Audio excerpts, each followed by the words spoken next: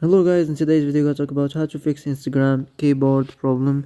So the answer is easy, just go to the settings and then scroll down to the apps section and then go to the search and search Instagram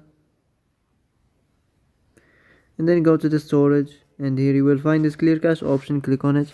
Now you can go check it if it worked. If it didn't, you can try to restart your phone or turn on the airplane mode or the Bluetooth mode. You can also try to clear data, but be careful.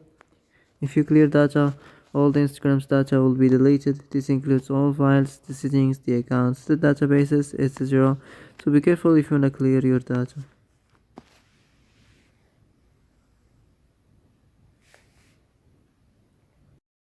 So that's it for today's video. I hope this is the answer you've been looking for. And if you like this video, don't forget to like and subscribe. And see you in the next video.